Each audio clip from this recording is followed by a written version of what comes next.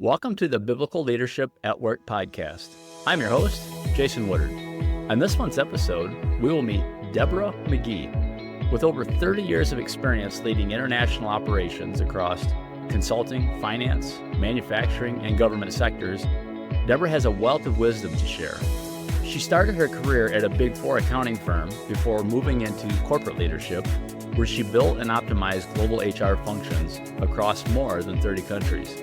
As the founder of PZI International Group, Deborah has dedicated herself to empowering global teams with care, integrity, and purpose. She's also the author of The Leadership Attitude, Inspiring Success Through Authenticity and Passion, where she shares how faith and leadership go hand in hand. So today we'll dive into her journey, explore how biblical principles have shaped her leadership, and discuss what it means to lead with authenticity and passion in a global workplace. So Deb, welcome to the show. Jason. Yeah, so I always like to start off and give people some more context on how the Lord led you through kind of your career journey up into where you're at now. So maybe start at a university level, and when you first got into the workforce, what's that look like? Well, first of all, I'm a retired military spouse. So my husband served 31 years. And in that 31 years, we had 22 moves. So getting my education at all was not the easiest thing. It only took 7 years and 5 universities to actually get a 4-year accounting degree before I could even start my professional career. But, during all the time when I was working through that, I did a lot of volunteer leadership. And so I think so often people forget that your volunteer things that you're doing, whether it's in your kid's school, whether it's in your church, whether it's in your community, that's leadership. And it shouldn't be taken for granted. And so, for instance, I was a installation volunteer coordinator for like 800 volunteers before I even had a degree, in Belgium, for goodness sakes. So all these different things add up to who I became as a leader. I think I remember a long time ago, I had a pastor tell me when I was pretty young, and he was mentoring me as the first person who ever even saw any kind of leadership potential. But he told me, he said, I think anyone, before they try to be a leader in a business setting, should learn to lead volunteers. It's because hard. you can't fire them, and you don't have a paycheck over their head. Right? Yeah. Yes, exactly. So no, that's great experience. Absolutely. And as believers, we ought to be serving. Absolutely. In the well, I church think in that's those what roles really where we have the started my opportunities. attitude of servanthood. In the military is ingrained in us, not just the military members, but also the family, to serve others. That's what we're there for, is to serve in any way that we can. And so then I just pull that over to my corporate career as well, which wasn't always the easiest thing to do in corporate America, especially as a female. And I don't have a chip on my shoulder, but nonetheless, to be in the Big Four accounting firms for 13 years, as a female was not the easiest thing to do, especially in the 80s, 90s.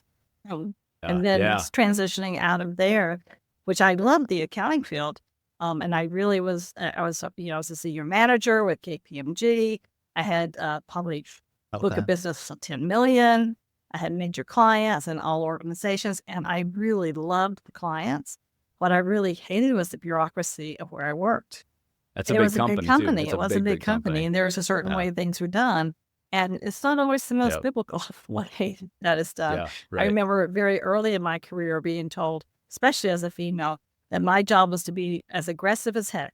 Get out there and don't take no for an answer, and just keep going like a bulldozer. Don't ever servanthood. Were you doing auditing, Deborah? Is that kind of the field that you were in at that time? Was like auditing? I was actually in international taxation. So I am still. I am a CPA. Wow. I've been a CPA for 25 years. You know what CPA stands for, right, Jason? Go for it. Again. I know what it's. Can't pass again. So yes, I have kept my CPA all these years. I've never let it lapse. Nice. Because I would never ever take that again. It was very hard to get. But within that career, and I really thought that would be my career. I thought I would be a partner in the firms. That's what I was aiming toward. All while also being a military spouse and raising children and trying to have some type of I was raised a Southern Baptist. I was ingrained in me very early in my spiritual life.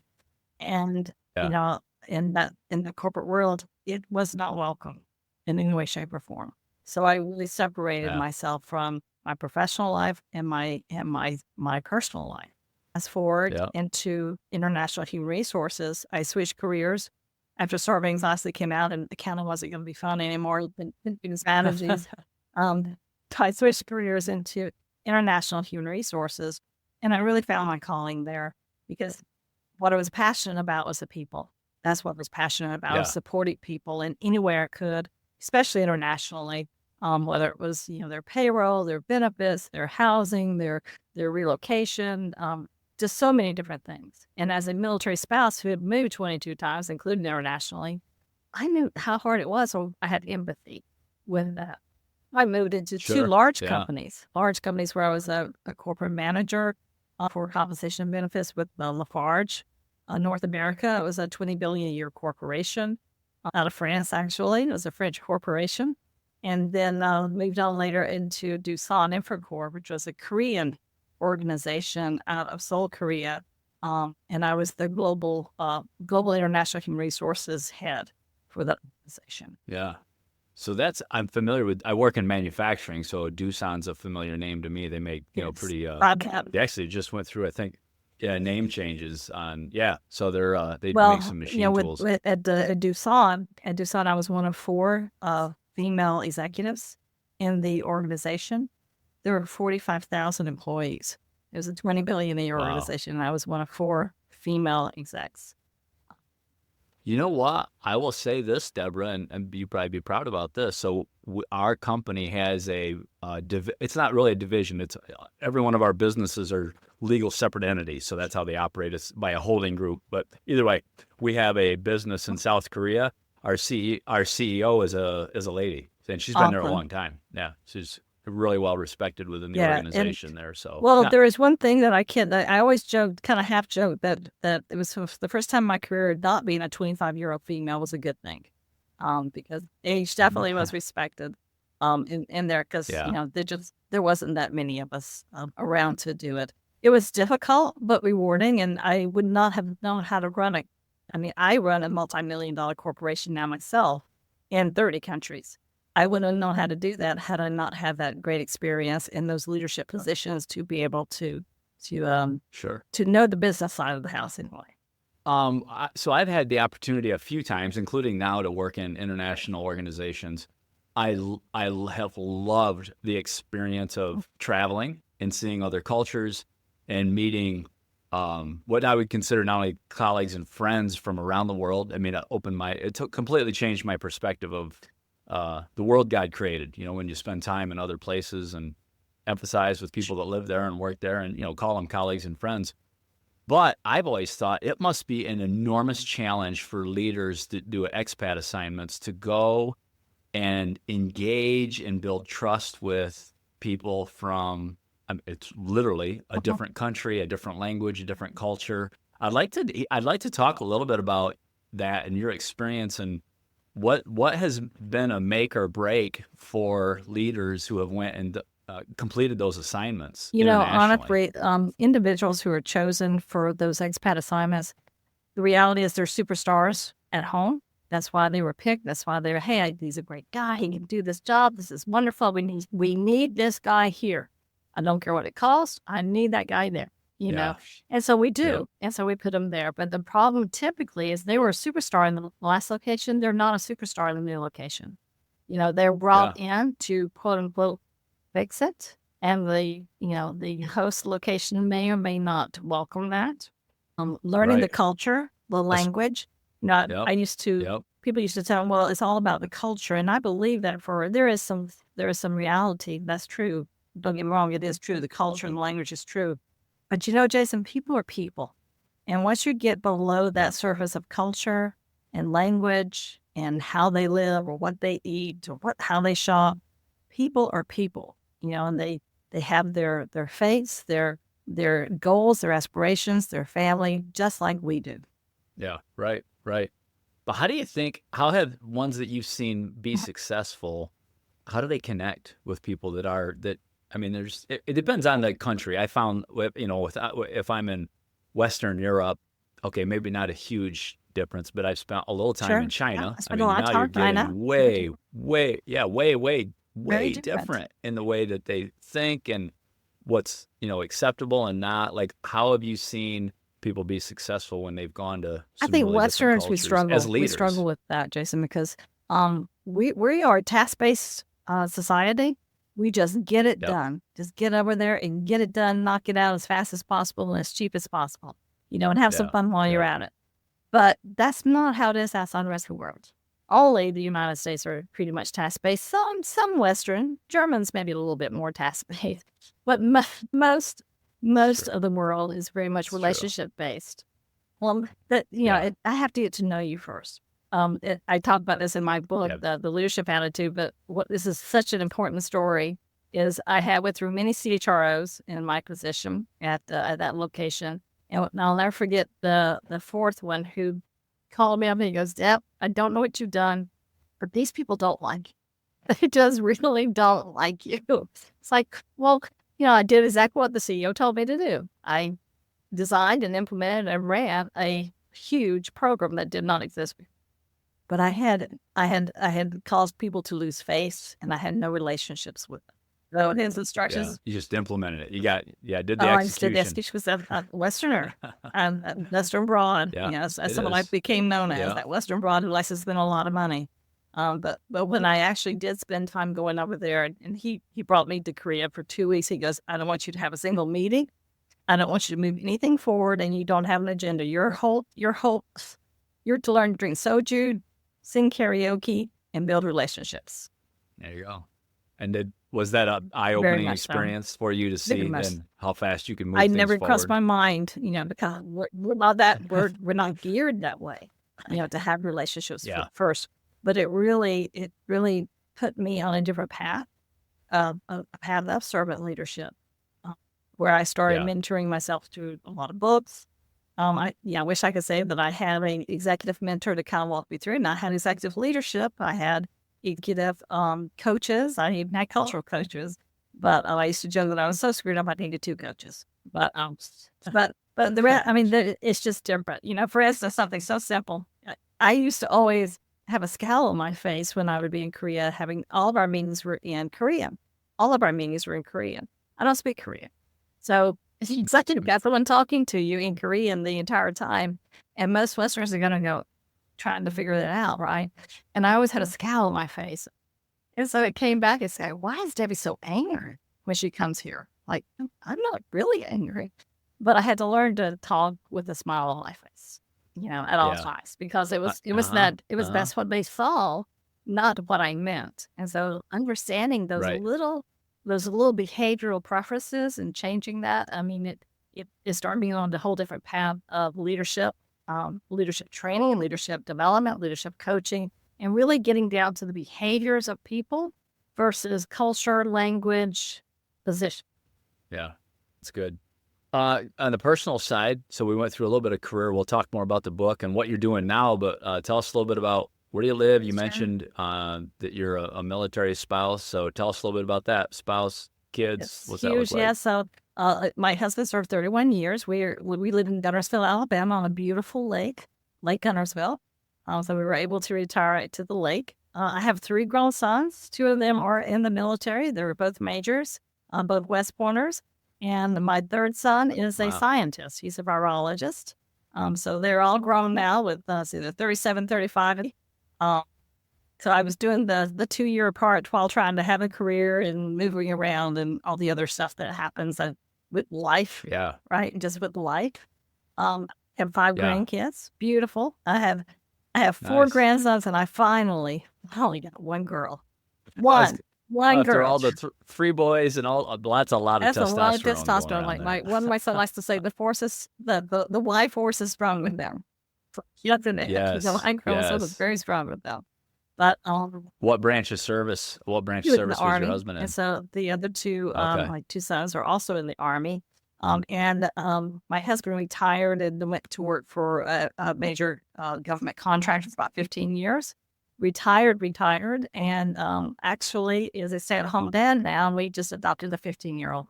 Oh, wow. That's amazing.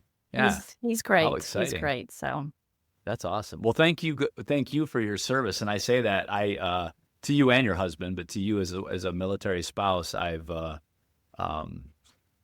have some close friends that we went to church with, and the husband was in the military and deployed while we were friends, and so I didn't ever experience it, but saw the impact that has pretty close up. The families and Right. spouses and children that are left behind for that. His was a year. Oh yeah, He yeah. was My husband over many there. times, So but that's just what we yeah, do.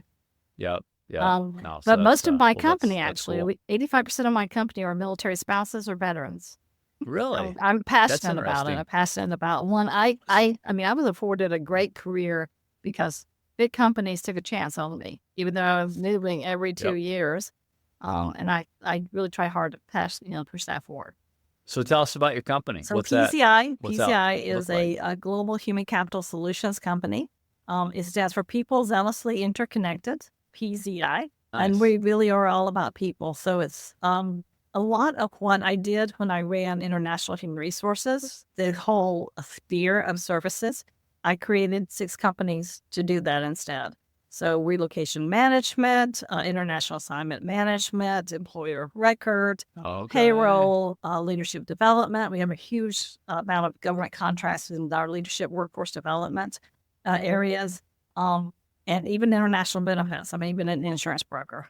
So do you run those? You run those businesses separately under the umbrella of PZI? We do currently run them all under, I'm the sole owner of all of them. I keep trying to find somebody. Okay. Anybody knows somebody else? So far, it's only been me. And it's just, like I said, it's grown. We're in 30 countries. We have our own subsidiaries in 30 countries. And Wow. we can do business in probably about 70. So do you come alongside smaller organizations that need some help with the international Absolutely. piece? And We do. okay, because I can imagine. Yeah, I can imagine. Because I've worked with some really large companies that had full staffs. Had all the suppliers. And They when I do did they it, do all the expat stuff. when I did it, Yep. Jason, I had suppliers. I probably had 100, 150 suppliers globally. Well, those relationships I had had for 20 plus years. And so they came along with me when I started the company. Yeah. Okay. So you help with international assignments. I can't imagine international benefits. We just doing benefits here is It is. International benefits is much more complex. complicated, especially when you've got a U.S. person that you've got to coordinate both sides of it. But we even developed our own international HRIS software called Eagle, Employee Global Logistics. So we developed it, we licensed it, and it's a global HR software that integrates with Workday and many other companies. And so I have one large government contractor who uses it for about 7,000 of their expats and foreign workforce. Wow, that's amazing. How long has the company 10 existed years. then? From 10 years. That's amazing. That was my retirement. Good for you. That's I got huge. bored. Yeah, not bored now, are you? No, looking for that retirement. Yeah, you're ready. Your husband's like, you got to both retire twice. Is Exactly. What's going to That's happen. the plan. It's just, I have other plans, and the book thing just kind of came out of the blue. To be honest with you, it was one of those things that I thought I would do one day, and it came calling, and I said yes, but I felt that the story they wanted was my professional story. The story they got was very different, and so getting back into my spiritual side of the house, truly, this Holy Spirit just came into me and spoke stuff. It was like I don't even know where that came from. And it was just phenomenal, and everything that came out was just it was definitely where it needed to be. So did somebody else approach you originally about writing a book? Forbes approached me. They actually approached me for probably maybe a year or two. To be honest, I thought it was a scam. I mean, who would want to like that name, really? And so finally, it's like, okay, I'll talk with you. Right. And was the original idea around HR so I did. They were actually leadership? looking for women who had done global corporate jobs, which is a little unusual, especially in my situation. And that's what they actually were looking for. That's what drew them to me. And then of course the company developing, setting up my own company. And it's not a small company. I mean, we have probably about 200. Some multi-million-dollar company, and we have maybe about 200 employees around the globe. Around the world. So then how did it transform into the end product, and how long did that take? It was tough. It probably took a year and a half. It transformed when we first started talking, and then we went to meet with them because my husband wasn't convinced it was something we really wanted to do. But everything else you've got going on now, you can book too. Right. But it really, every time I met with them, more and more of how I led and kind of jumping back a little bit when I was with Doosan and doing all these amazing things, as the book talks about, we went through an enterprise resource planning exercise. I was let go. I wasn't planning. I actually went all the way to Korea to fight for our team not to go through the ERP process. Everybody else's function had been just completely disseminated. And we were running everything for the corporation. So why would they tear us apart? And they actually let me go. It flew me 7,000 miles to let me go. Yeah. Wow. I've never took that long of a plane ride to get fired. But so it was, it was harsh. And it took me a long time, to be honest with you. It probably took me 6 months before I could even say it out loud because I was going to retire anyway. So it's easy to say you're retiring, but to be severed. And I wasn't, I was only 50. I wasn't quite ready to stop working yet. But I never thought about starting a company. Never in a million years. People told me I should. It's like, what I did was so unique. How would you even do something like that on your own? How would you just do it? Yeah. And I started, our pastor had been challenging us for a long time to read the Bible in a year. And reality was probably I hadn't picked up a Bible about 25 years. I mean, I raised the kids at church. I went to church. I was saved at 10. I did all the things that I needed to do, but I never had a real relationship with Jesus Christ until I was probably 50. And, so I had an experience that happened to me. My father passed away, who was, I was fortunate that I was raised by a Christian family. I was very fortunate. But my father, when he passed away, and he was fortunate to die at home with my mother and my sisters there with him, and they told me that his last few breaths, he reached out 3 times, and they thought he was reaching out for them. But they realized on his third breath, he wasn't reaching sideways, he was reaching straight ahead. And they knew someone was there to take him home. And my mother said, honey, it's okay, we're good, go. And he did. And that was probably for me, Jason, to go, wow, this is real. Everything I've known, everything I've heard, everything I've believed, but it's real. And so when I went through this experience, and there's a lot in the book that talks about, that path. But when I went through that experience and I sat down and started reading, literally. I mean, I'm a very structured person. I'm a CPA. I'm a very structured person. So, 2 chapters in the Old Testament, a chapter in the New Testament. And I started writing out my prayers. I had never done that before. And the more I read, the more similarities I saw in business. It's like, oh my gosh, I deal with Goliath every single day. I deal with these things every single day. I just never thought about it in a business sense. Yeah. And Scripture's got all the answers, right, for us. It's just like, wow, it's like a guidebook if you just will take the time to sit down, read it, and study it. Not just, not just gloss over it, but actually study it. No. And pray. Dig like you're digging. I used to be someone who I prayed to God a lot. I never let God talk to me. I talked to him all the time, but I never let him ever talk to me. And taking that stop and saying, okay, before, like now as part of my leadership, I don't make any decisions. None. I mean, and I used to think it's my gut, my instinct. My gut's my instinct. That's Jesus. I call him business Jesus. Yeah. That's my business Jesus. Well, Scripture says one thing, he'll give liberally if we ask, and that's wisdom. And I find myself many times I've prayed over a situation that I just wasn't clear on. It's not all situations are black and white, although people like you and I love black and white process. This is yes or no. But there's a lot of situations that aren't, especially with people. Yes. And I can tell you many times I prayed for wisdom on something, and then it just becomes clear. And, I thank God for that. I agree 100%.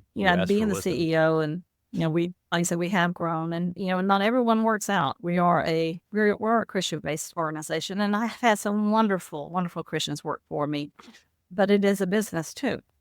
Sometimes it's Yep. just not the right fit, and I, people are my passion. People are my passion. So having to let anyone go just really, really tears at me.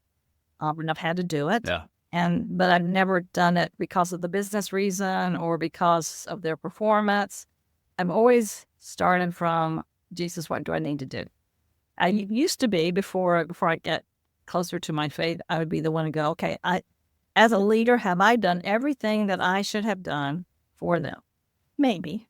But a lot of times it was me, have I done everything? Versus, Jesus, what do you want me to do?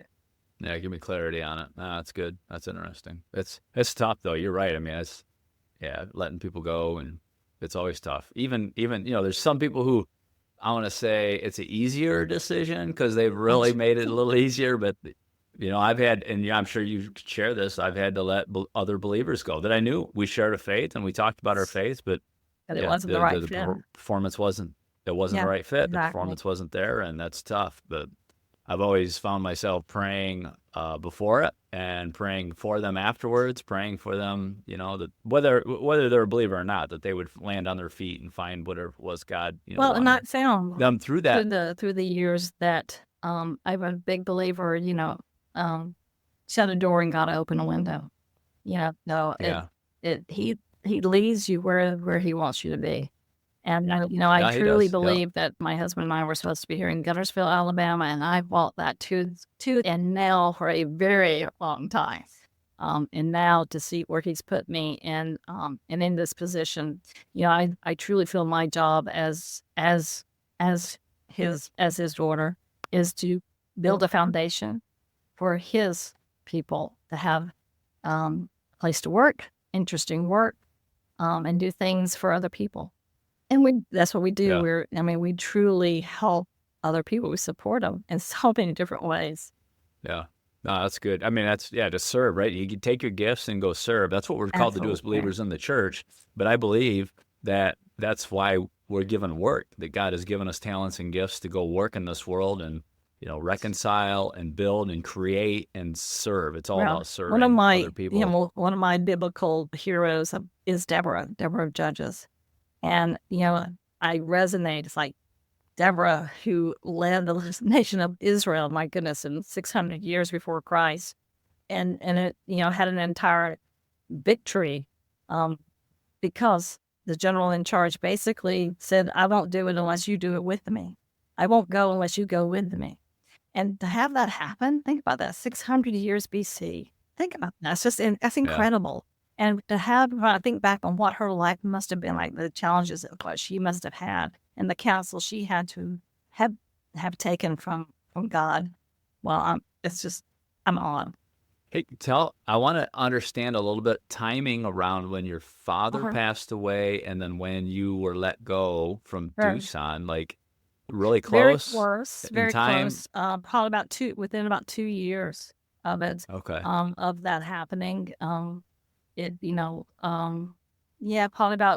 within 2 years. And then and I talk about in the book as well, my son had a tragic fall from the roof of a building and broke his back. And I was in Dubai, traveling the world, so I kept, these things just kept happening, these things is like, stop. What do you do with that? You're not supposed to be there. It's not why I want you there. But I didn't listen. I joke about it in the book. I said, well, God's like, okay, you won't listen to me. I'm going to put you a timeout. Yeah. I'm just going to put you a timeout. Yeah. And He gave me a really good timeout and took the job away. Yeah. Well, God knows how to get to us. And, and that's why I wanted to ask you that, Deborah, because the Lord allows those things to come into our life for a purpose. Sometimes it's to open our eyes because we're being stubborn. I've been there. Trust me. I have stories.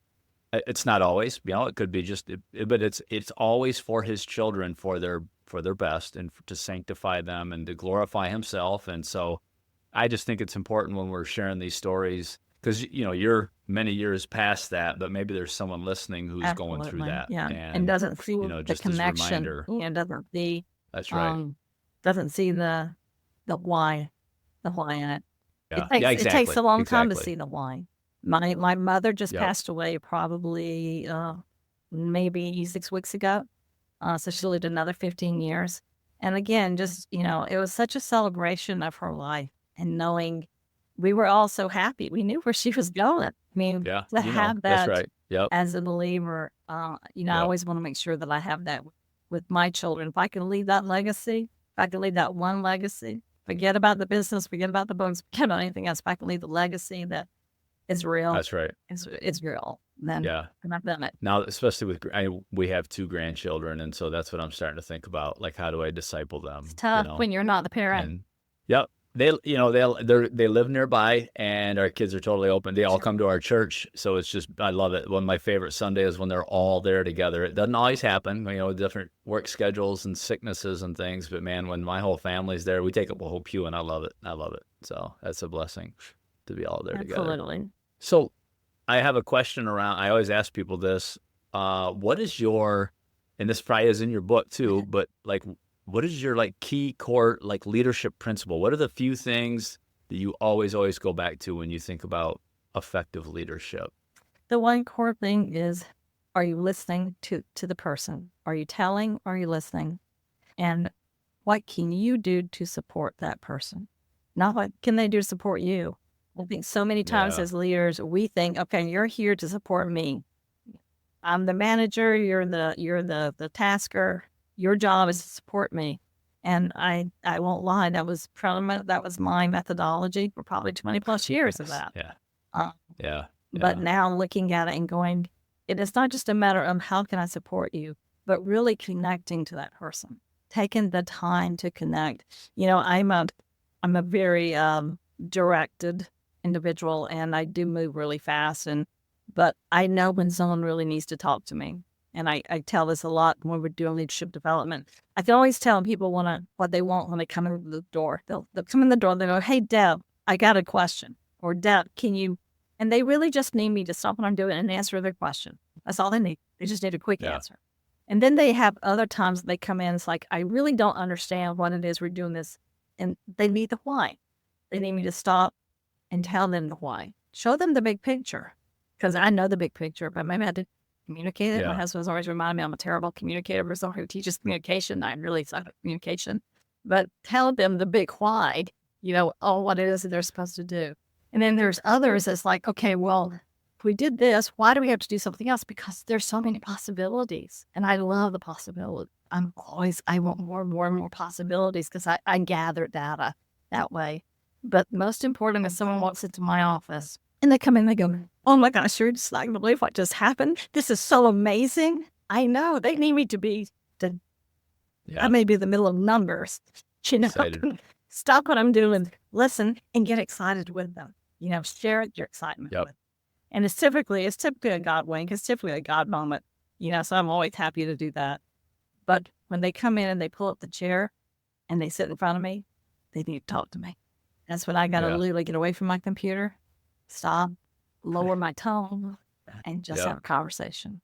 Yeah. And that's inefficient, right? And I just was talking to someone else on the podcast the other day that hasn't come out yet, but he talked about how inefficient relationships are. And he's right. But and for those of us that love efficiency, it's hard, but it's the right thing to do. It's not just the right thing to do. It becomes the most efficient way to do it. I think that I look back on my career. That's right. And I was driving a really big bus, and I had a lot of people. I had over 20 people globally working for me, but they weren't on my bus. I was driving the bus without. They could get on if they wanted to, but it didn't really matter. I was going. And I don't, that's not how I lead anymore. I want everyone on my bus. Good. I want it overflowing till they can't fit anymore. So let's talk more about the book and what is benefit is people going to get when they go and buy your book, which we're going to put a link in the podcast, and make sure they go out to Amazon and check that out. But what are they going to learn from it? What's going to be the big takeaway for other I think Christian the first couple of chapters, they're going to go, leaders? "Oh, she's really no different than I am." And then they're going to start seeing how some little tiny changes happened, and how could those little tiny changes maybe make a difference in their lives too? Have they thought about that? And they're not. I'm a big believer. 5% It's the little things. It's the little things that you do that really make a difference in communications and make a difference in how you support people. And that all, I mean, the reality is, Jesus Christ was the greatest leader ever. We're still following him 2,000 plus years later. Yeah. So why wouldn't I? And, as part of my book is I start every chapter with a Bible verse. I relate it back to, for instance, I talk about informal leadership through Esther.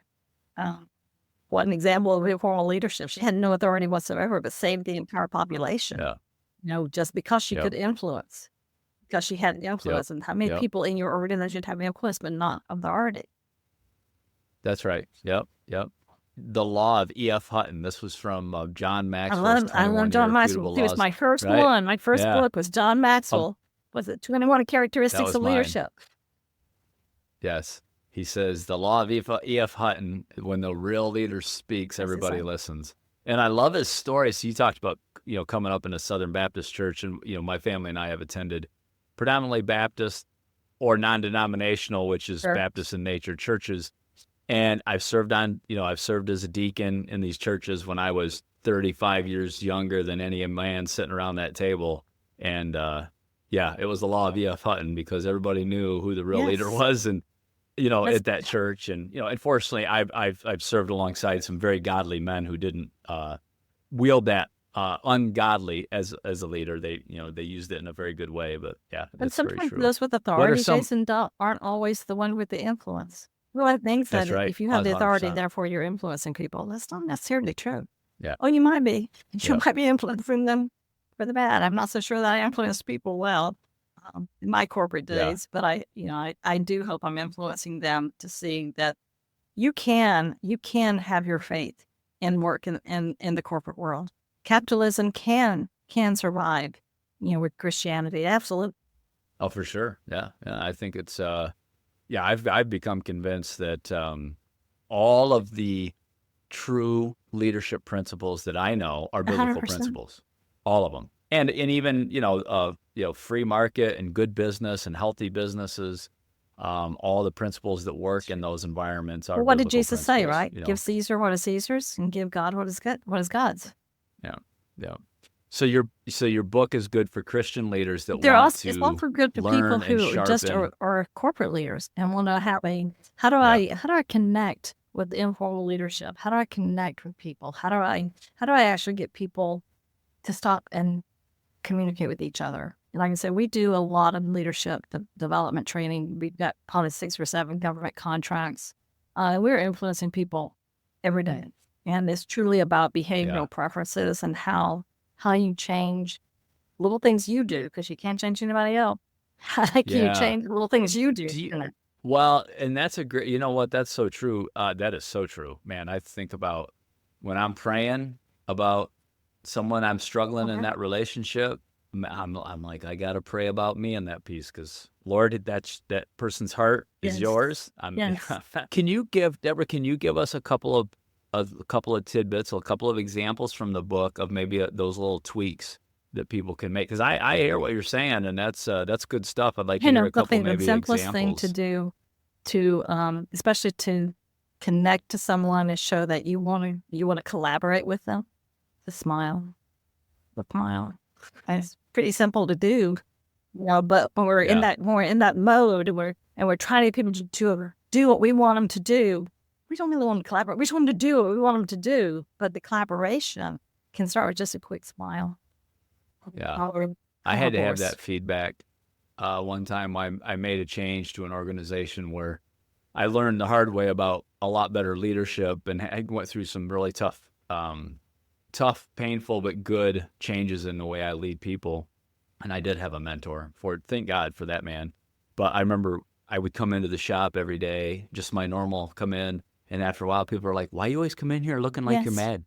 You don't smile. I'm like, I'm just walking and going to my office. Or like, you look like you're mad. It's already in your head. So, you're in your head. You're moving things forward in your head. That's why. The hardest thing for people like us who insist on moving things forward, we just have that action, we have to do it, is to connect and collaborate with someone who just wants a relationship.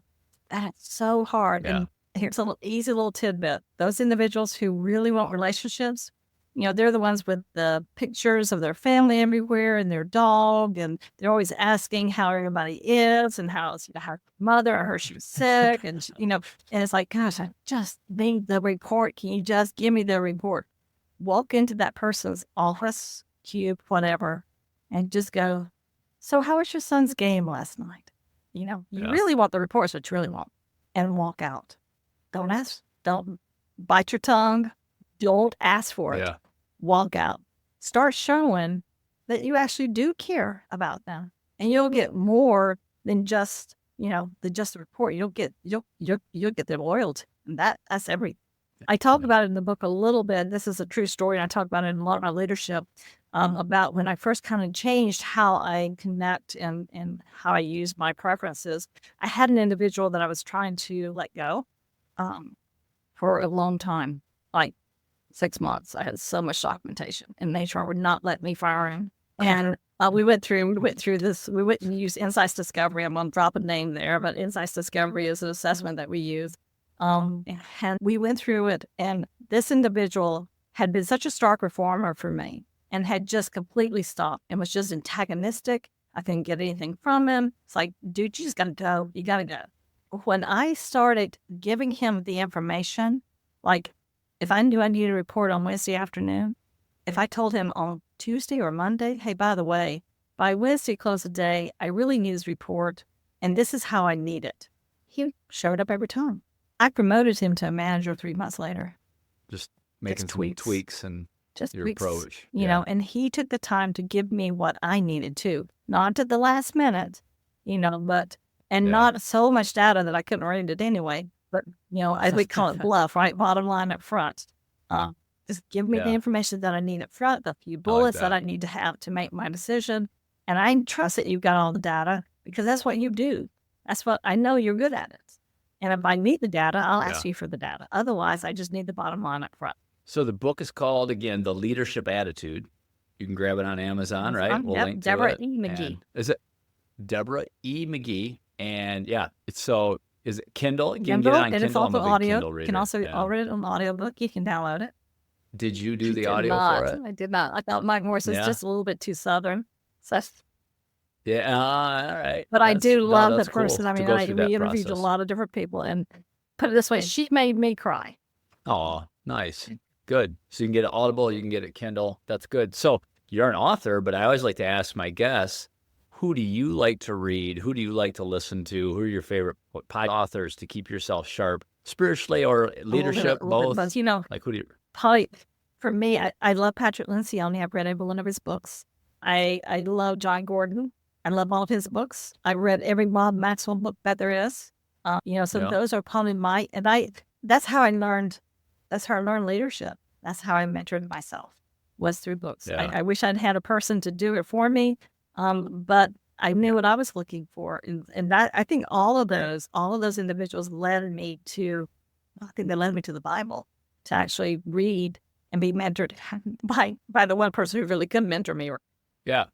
Well, and Lencioni and Maxwell, very, very familiar with both those guys, is right. I've read most of their stuff. They're both believers. And it showed through. So I'm because their passion for people. And that's what we're all about here, is supporting each other and taking care of each other. Really is what I think our mission on this earth is. Yeah.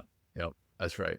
Hey, you've probably been able to do this in mentoring other people, Deborah, but when you've had somebody to come to you and say, I have my first opportunity to lead, and I'd like to sit down with you and get your advice on what are some things I definitely should not do and some things I should do as I take on this new leadership role. What advice would you give them? First, what are you wanting to get out of this? What is it you're wanting to get? Is it wanting title, money, prestige? Because that'll tell you right up front, am I in it for me? Or am I in it for the organization, or am I in it for people? And I would tell them, take a moment and read Troubadour, Servant Leadership. It's probably the first book I ever read about servant leadership. And really understand that your job now, and just like Jesus told us, the first will be last. Your job is to wash feet and support in any way possible. My team just did a major training recently in Hawaii with the Department of Defense. And these were We had generals and colonels in the room, big people, right? I didn't do any of the training. I did the slides. I helped put the rugs down. I did everything my team needed to support. My job is not always to be out front. My job is to support my team. Yeah. Yep. That's right. Now, and that feels good when you can step back and they do their thing, Well, right? they're better I mean, as at a it than I leader, am. So. yeah, when I see my team, collaborating and working together and solving problems, and I'm there to just support them, and they take the wheel and go. That's huge. I mean, that's huge. Yeah. Hey, how do you honor Christ in your work as a CEO of a company, a global company? Obviously, not everyone there is believers. Yeah. You're serving people outside the church. Like, but how do you, when you go into work every day, what are some things you do to try to honor the Well, Lord? I start my day with. I mean, I'm usually up at 3:30, 4 o'clock in the morning. I figure I can sleep when I'm dead.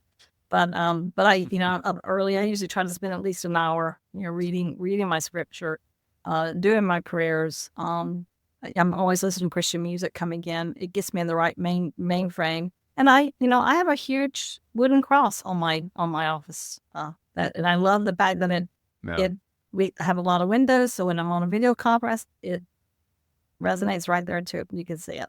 And I want to make it clear. And I lead the way Jesus Christ wanted me to lead, because I look at this as his business, not mine. Yeah, that's right. Yeah. And so, no, that's good.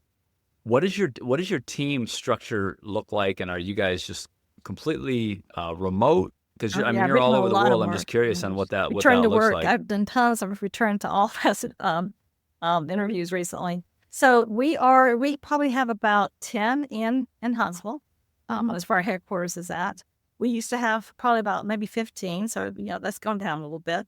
But yeah, we have people in Germany. I have people all over the United States. We have people in Kentucky. We have offices in Italy. I've been looking for someone to possibly work for me in Korea, so we'll see where that goes. I just got to get the contracts. Yeah.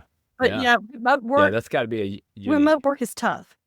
I'm from the era before remote work. Flexible work was maybe, if I was really lucky, what we had during my professional career, and not remote work. Yeah. And I have some that are more efficient remote than they are in person.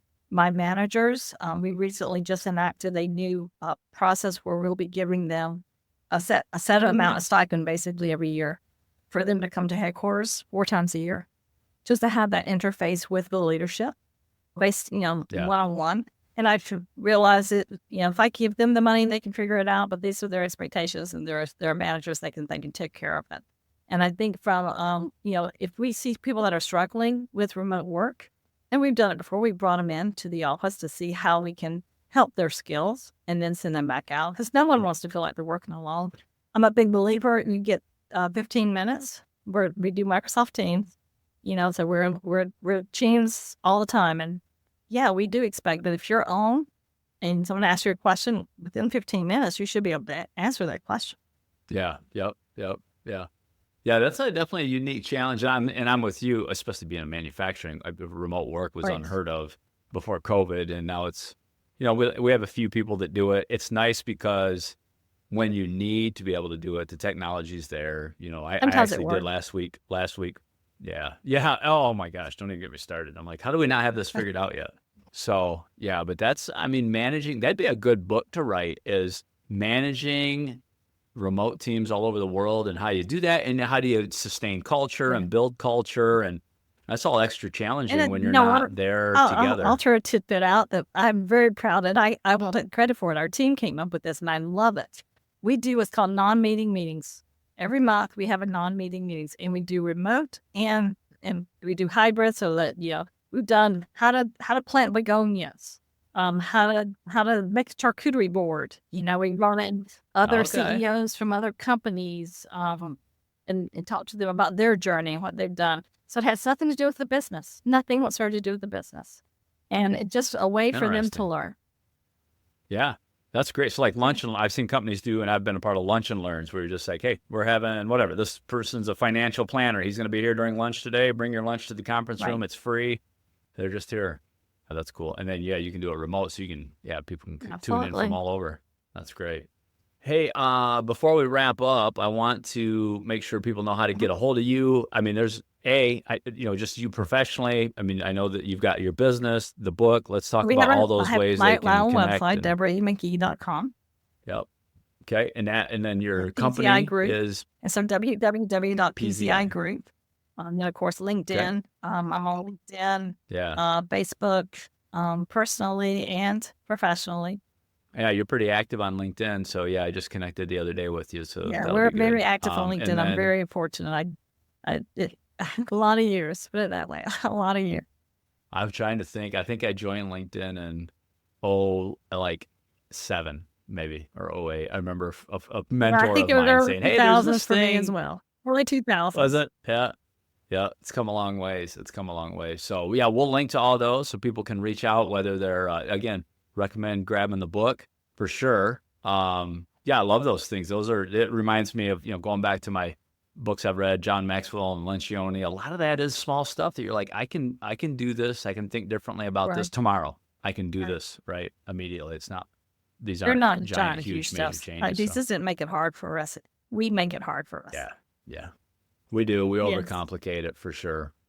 Yeah. So, anything else you'd like to cover before we wrap No, up? I I really think, I appreciate you. think my message Yeah. comes through loud and clear in the book, and I hope in the company as well as, take time to support each other. Just when you're, Yeah. as my husband always says, like, when you're dead, do you really want on your tombstone how many reports you got out and how many meetings you attended, or do you want what you did for people? Yeah. And you mentioned it earlier, especially for those of us now with grandchildren. You really start thinking about that. Your legacy, really, just want to impact. You just want to impact people, your kids, your grandkids, and those you've worked with. For the Yeah, Lord, absolutely. where possible, to share the gospel where you can and live for Him, work in a way that honors Him that's huge. So yeah. Absolutely. Well, Deborah, thank you for sharing your wisdom and faith with us today. It's been a privilege having you on the show. And to our listeners, thank you for tuning in again. If you enjoyed this conversation, I'd love to have you connect with me. You can leave a rating on your podcast app. You can also subscribe to the YouTube channel, so you'll get more great content that way. And join us again next month as we hear from another faith-driven leader striving to honor Christ in their work. Until then, stay strong in your calling and keep leading with excellence.